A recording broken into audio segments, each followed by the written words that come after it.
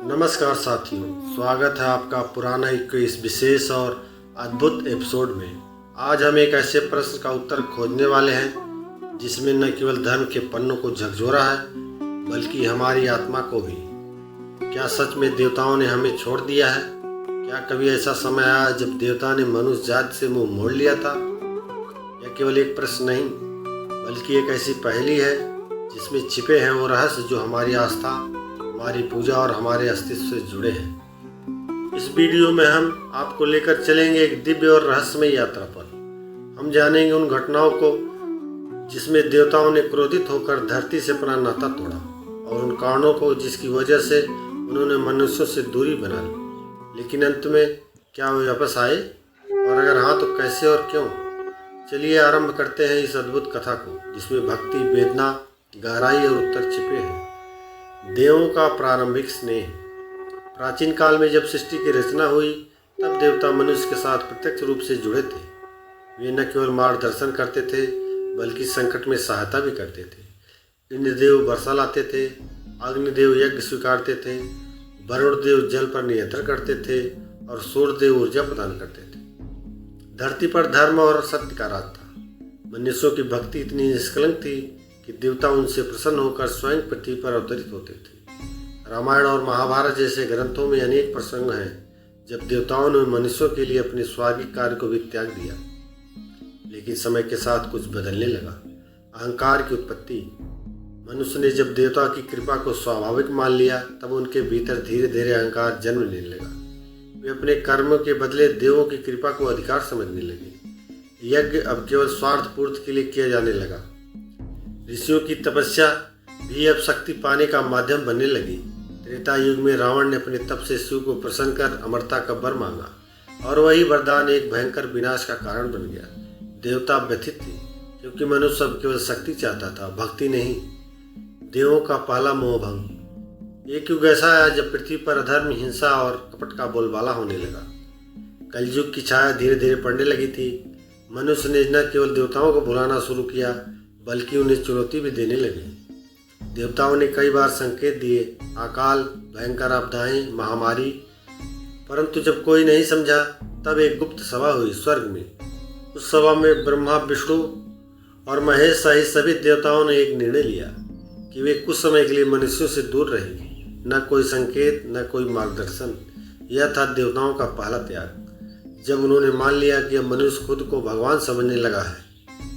देव विहीन युग का आरंभ। इस निर्णय के बाद जो हुआ वह भयावह था। पृथ्वी पर युद्धों की श्रृंखला शुरू हो गई। राजाओं में पाप बढ़ा, प्रजा भूखों मरने लगी। धर्म के स्थान पर तंत्र मंत्र और काला जादू फलने फूलने लगा। मनुष्य देवताओं को पुकारते रहे लेकिन कोई उत्तर नहीं आया। कई ऋषियों ने फिर से कठिन तप किया पर ब्रह्मांड से कोई ऊर्जा न उतरी। यह वह समय था जब पृथ्वी को सच में लगा कि क्या हमें छोड़ दिया गया है। एक ऋषि की प्रतिज्ञा। इसी समय प्रकट हुए एक दिव्य महर्षि याज्ञवल्क्य। उन्होंने प्रतिज्ञा ली कि वे देवताओं को फिर से धरती पर लाएंगे। उन्होंने वर्षों तक हिमालय की कंदराओं में कठोर तपस्या की, यहाँ तक कि उनका शरीर अस्थि मात्र रह गया। अंत में विष्णु भगवान उनके सामने प्रकट हुए। उन्होंने कहा, मनुष्य को फिर से सिद्ध करना होगा कि वह भक्ति के योग्य है। ऋषि याज्ञवल्क्य ने मानवता का नेतृत्व किया।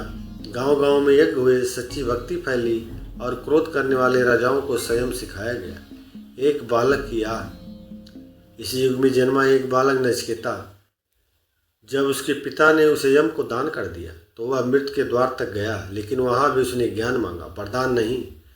देवताओं ने इसे देखा और भाव विभोर हो गए। वह पहला संकेत था कि मानवता अब भी प्रकाश शेष है। देवताओं की पुनः वापसी।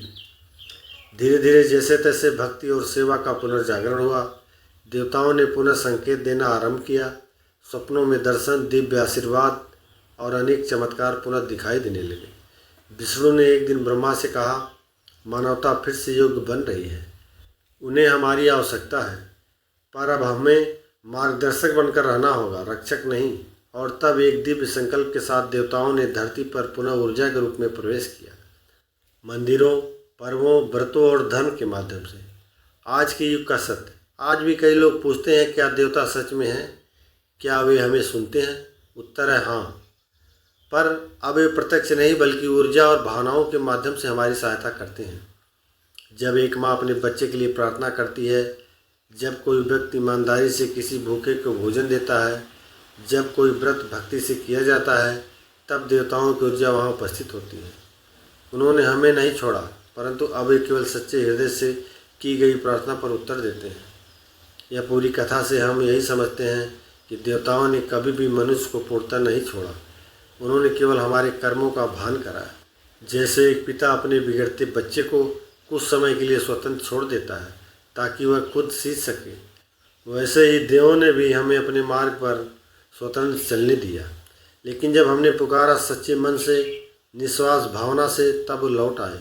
आज हमें आवश्यकता है पुनः अपने भीतर झांकने की। क्या हम वास्तव में उस भक्ति के योग्य हैं? क्या हम फिर से एक ऐसा युग ला सकते हैं जहाँ देवता हमारे हृदय में वास करें? उत्तर आपके भीतर छुपा है। धन्यवाद दोस्तों। अगर आपको ये कथा भावात्मक और जानकारीपूर्ण लगी हो तो कृपया लाइक करें, शेयर करें और